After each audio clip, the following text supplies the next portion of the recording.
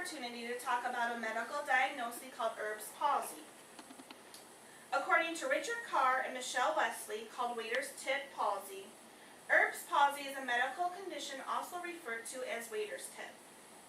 Now here is a picture of a child after delivery taken by Shannon Turner of Brooklyn Horton. And this is what the arm looks like after delivery. And their arm's in a position as a waiter waiting on a tip.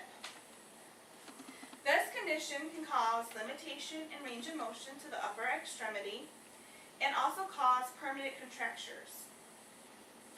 Erb's palsy is an injury to the upper brachial plexus caused by traction and excessive lateral force. This birth injury can cause stretching or tearing depending on the degree and leave the infant permanently or temporarily disabled. According to Sandmeyer and DeMott, Erb's palsy causation, there's three main causes of Erb's palsy. The first one is shoulder dystocia. And shoulder dystocia is when the pelvic area is not wide enough to deliver the child. And from the mother pushing, trying to deliver the baby, the nerves in the brachial plexus get torn or stretched, and this causes damage.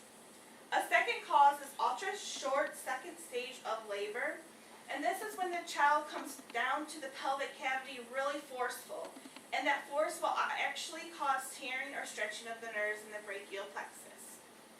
The third cause is clinical applied excessive lateral traction of the neck, and this is when the physician uses a device to help the mother deliver the baby. And this device is pretty strong and can cause tearing or stretching of the nerves in the brachial plexus. And this is what happened to my daughter.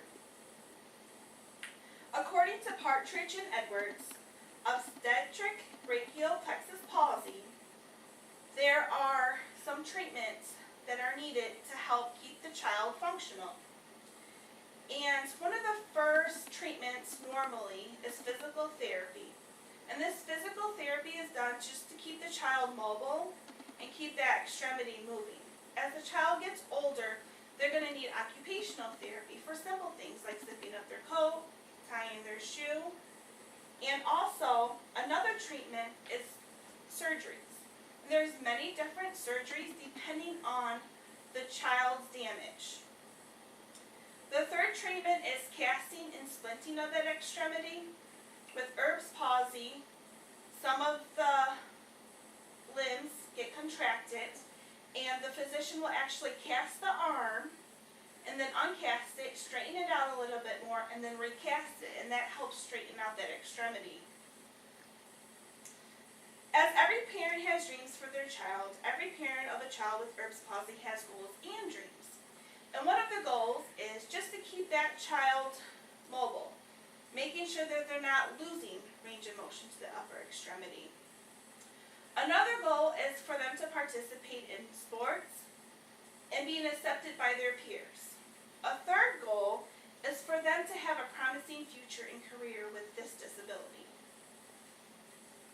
Erb's palsy, also known as Waiter's tip, is a medical condition that can be prevented. We need to continue to educate our physicians, our parents, and our nurses of the risk factors that contribute to Erb's palsy. But we need to remember that no matter what happens, that their future can be just as promising as any other person.